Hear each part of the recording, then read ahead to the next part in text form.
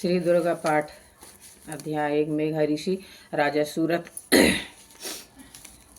भगवान विष्णु के सो जाने पर मधु और कैटभ को मारने के लिए कमल जन्म। ब्रह्मा जी ने जिसका स्तवन किया था, महाकाली देवी का मैं सेवन करता हूँ। वह अपने 10 हाथों में कई प्रकार के भयंकर शस्त्र और शंख धारण किए हैं। उनके 3 नेत्र हैं और उनके शरीर पर अनेक सुंदर वस्त्र हैं, जिनके शरीर की कांति नीलमणि की भांति चमक रही है। मार्कंड जी बोले, सूर्य के पुत्र सर्वाणिक जो 8वें मनु हुए हैं, उनके पैदा होने की कथा मैं आप सबको सुनाता हूँ, सो सुनो। हे ऋषि, सूर्य कुमार महाभाग सर्वाणिक भगवती महामाया के अनुग्रह से जिस प्रकार मानतर के स्वामी हुए, वही प्रसंग मैं तुम लोगों को सुनाता हूँ। प्राचीन काल की बात है। सरोची मानतर के सूरत नाम का एक राजा रहता था। वह पूरे विश्व में राज करता था। उस राजा ने सारी प्रजा को अपनी संतान समझा, तो भी उस समय कोल्हा विध्वंसी नाम के क्षत्रिय उनके शत्रु हो गए। राजा सूरत बहुत ही कड़ी रणनीति वाले राजा थे। उन्होंने अपने शत्रुओं को मिटाने के लिए उस पर हमला कर दिया, किंतु इस युद्ध में राजा सूरत को हार का मुंह देखना पड़ा। इस हार के कारण वे वापस अपने देश आकर उसी के राजा होकर रह गए। उनका विशाल राज्य दम तोड़ गए। शत्रुओं ने जब राजा सूरत को कमजोर देखा तो झट से उस पर हमला कर दिया, जो उनके सारे खजाने को लूट लिया। इस प्रकार से राजा सूरत का राज्य दम तोड़ गया और वह अपना सब कुछ छोड़कर जंगल में मेघ ऋषि के आश्रम में पहुंच गए। वहां उन्होंने मुनि जी के सैकड़ों शिष्यों को देखा। मुनि जी ने स्वयं उठकर राजा का स्वागत किया और उन्हें वहां पर रहने का स्थान दिया। राजा वहां पर रहने तो लगे, किंतु यह प्रातः उदास रहते थे। उन्हें हर समय यही चिंता सताती थी कि अब मेरे राजपाट का क्या होगा, मेरा सारा खजाना लुट गया होगा। एक दिन उन्होंने आश्रम के बाहर एक वैश्य को देखा तो उससे पूछा, भाई तुम कौन हो? तुम इस आश्रम में क्या करने आए हो? राजा की बात सुनकर वैश्य बोला, हे राजन, मैं बहुत अमीर वंश में पैदा हुआ हूँ। मेरा नाम समाधि है। मेरे बेटों ने धन के लोभ में अंधे होकर मुझे घर से निकाल दिया है, धोखे से मेरा सारा धन छीन लिया। अब मैं धनी से निर्धन बन गया हूँ। अब मैं शांति की खोज में भटक रहा हूँ, परंतु फिर भी मुझे अपने बेटों की याद आती है। न जाने वे कैसे होंगे, सुखी भी होंगे कि नहीं, न जाने वे सदाचारी बने हुए हैं अथवा दुराचारी। तभी राजा बोला, हे मित्र, अब तुम्हारे बेटों ने केवल धन के लोभ में अंधे होकर तुम्हें घर से निकाल दिया है, तो फिर उनके बारे में आपके मन में यह कैसी चिंता? हे राजन, आप मेरे विषय में ऐसी बातें कहते हैं। वह तो सब ठीक है, किंतु मैं क्या करूं? मन तो नहीं मानता। इन लोगों ने भले ही धन के लोभ में अंधे होकर मुझे निकाल दिया है, मगर मेरे मन में जो उनका स्थान है वह तो वहीं रहेगा। मैं उनकी भांति अपने हृदय को पत्थर का तो नहीं बना सकता। अब मैं क्या करूं? राजा ने महसूस किया कि उनका और वैश्य का दुख एक जैसा ही है, इसलिए उन दोनों में मित्रता हो गई। दोनों ही साथ साथ मेघ ऋषि के आश्रम में रहने लगे। एक दिन राजा ने ऋषि से पूछा कि हे प्रभु, मैं आपसे एक बात पूछता हूँ, बोलो राजन, मैं तुम्हारी क्या सेवा कर सकता हूँ? महामुनि, मेरा राज्य मेरे हाथ से निकल गया है। मैं अपना सारा धन खो चुका हूँ। मैं राजा से फकीर बन गया हूँ और यह मेरा साथी वैश्य भी इसी प्रकार दुखी है। आप तो महामुनि हैं, आप ही मुझे इस संकट से निकाल सकते हैं। मेरा मित्र भी मेरी भांति दुखी है। तभी मेघा मुनि बोले, राजन, विषय मार्ग का ज्ञान सब प्राणियों को है। कुछ प्राणी दिन में नहीं देख सकते कुछ प्राणी दिन में नहीं देखते हैं देखते हैं और कुछ रात में नहीं देख सकते हैं, परंतु कुछ प्राणी ऐसे भी हैं जो दिन और रात में बराबर देख सकते हैं। यह बात तो सत्य है, पर मनुष्य बुद्धिमान होते हैं किंतु वे ही ऐसे नहीं होते। पशु पक्षी और मृग आदि भी बड़े समझदार होते हैं। मनुष्यों की समझ भी वैसे ही होती है जैसे उन मृग और अन्य प्राणियों की। उनके साथ वैसे साथ और बहुत सी बातें इन दोनों में समान हैं। और आप जरा उन प्राणियों को तो देखो जो स्वयं तो कई दिनों से भूखे होते हैं किंतु अपनी चोंच में, और आप उन पक्षियों को तो देखो जो स्वयं तो कई दिनों से भूखे होते हैं किंतु अपनी चोंच में दाना भरकर अपने संतान के मुंह में भी डालते हैं। हे राजन, क्या तुम नहीं जानते कि प्राणी लोभ में अंधे होकर ही अपनी संतान की आशा करते हैं ताकि वे उन्हें बुढ़ापे में खिला सके। यह बात तो नहीं है कि उनमें बुद्धि की कमी है, परंतु इतनी बड़ी बुद्धि के स्वामी होकर वे भटकते हैं। इनकी अज्ञानता ही उन्हें इस भंवर में फंसा लेती है। वे यह भूल जाते हैं कि जीवन मृत्यु की परंपरा बनाए रखने वाली भगवती माँ दुर्गा माँ द्वारा ही वे इस माया के जाल में फंसाए गए हैं। वह माँ भगवती ही इस सारे संसार की सृष्टि करती है तथा वही सुख देती है, प्राणियों के लिए मुक्ति का वरदान देती है। तथा राजन बोले, हे मुनिवर, जिन्हें आप महामाया कहते हैं वे देवी कौन है? उनका जन्म कैसे हुआ? उनके चरित्र के बारे में आप हमें बताएं तो आपकी कृपा होगी। हे राजन, वास्तव में तो वे दोनों नित्य स्वरूपा ही है।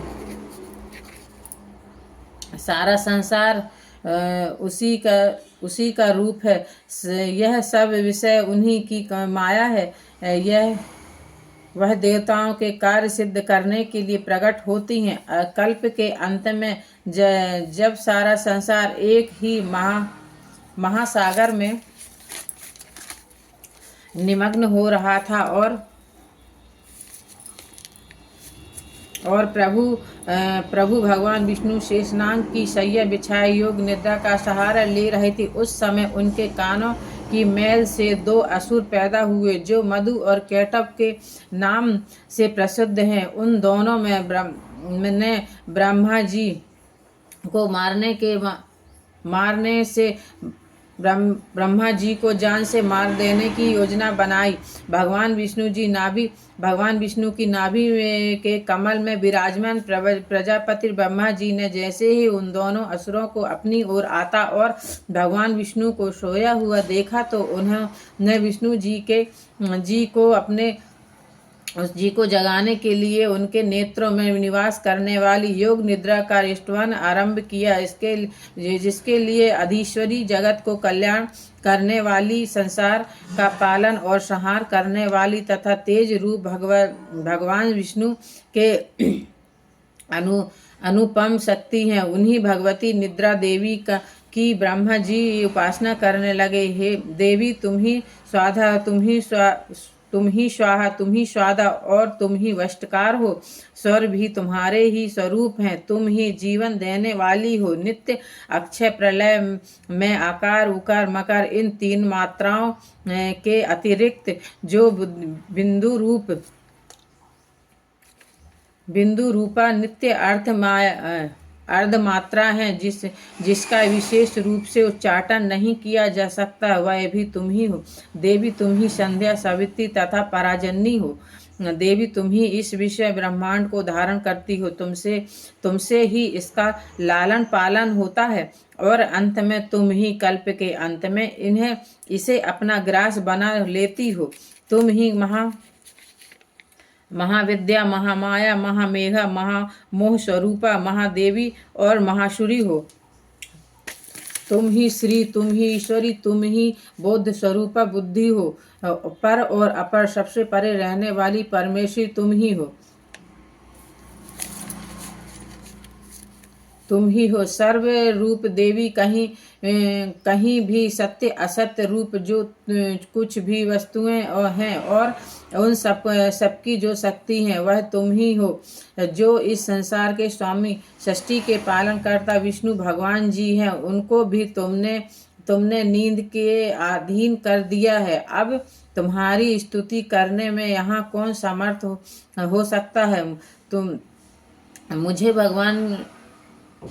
भगवान शंकर को तथा भगवान विष्णु को तुमने ही शरीर धारण कराया है। हे महाशक्ति देवी, यह जो दोनों दीर्घर्ष असुर मधु और कैटव हैं, उनको माया जाल में फंसा दो और प्रभु को जगा दो और उनके मन में इन दोनों असुरों को जान से मारने का विचार पैदा कर दो। बस महाशक्ति, मैं तुमसे यही प्रार्थना करता हूँ। ऋषि जी ने कहा, हे राजन, जब ब्रह्मा जी ने वहाँ मधु और कैटव को मारने के उद्देश्य से भगवान विष्णु को जगाने के लिए तपोगुण की अधिष्ठरी देवी योग निद्रा की इस प्रकार से उपासना की, तब वे भगवान के नेत्र, मुंह, नासिका, बाहु, हृदय और वक्ष स्थान से निकल कर ब्रह्मा जी के सामने आकर खड़ी हो गईं। उसी समय योग निद्रा से मुक्त होकर भगवान विष्णु भी जाग उठे। उन्होंने आँख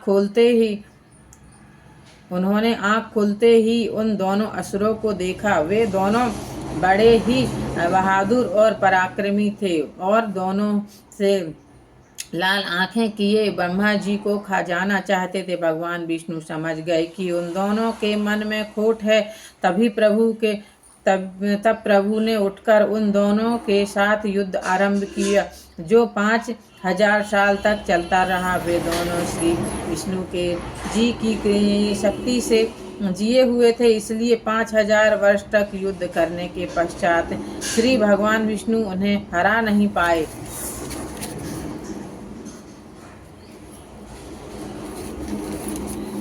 उन दोनों को देवी ने मोह में डाल रखा था, इसलिए वे दोनों भगवान विष्णु की ओर देखकर बोले, हे वीर विष्णु, हम तुम्हारी वीरता पर बहुत खुश हैं।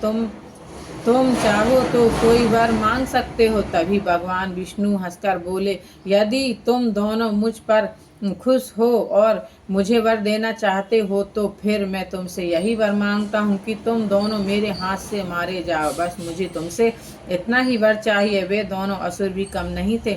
वे समझ गए थे कि हम भगवान विष्णु के जाल में फंस गए हैं। उन्होंने अपनी तेज बुद्धि का प्रयोग करते हुए नीचे की ओर देखा, जहाँ पर चारों ओर जल ही जल था। तब वे दोनों बोले, हे विष्णु, आप हमें केवल वहीं पर मार सकते हो जहाँ पर धरती जल से डूबी हुई ना हो, जहाँ पर स्थान सूखा हो, बस वहीं पर आप हमारा वध कर सकते हैं। तथास्तु कहते हुए भगवान विष्णु ने उन्हें उन दोनों के सिर अपनी जांघ पर रखते हुए कहा, क्यों, इससे सूखा स्थान तुम्हें और कहाँ मिलेगा। जाओ, मैं तुम्हारा कल्याण करता हूँ। इसके पश्चात भगवान विष्णु ने उन दोनों असुरों के सिर चक्र से काट डाले। ब्रह्मा जी ने उन दोनों असुरों की हत्या होते देखी तो खुशी से झूम ही तो उठे। इस तरह से देवी महाशक्ति ब्रह्मा जी की उपासना से स्वयं प्रकट हुई थी। अब मैं तुम्हें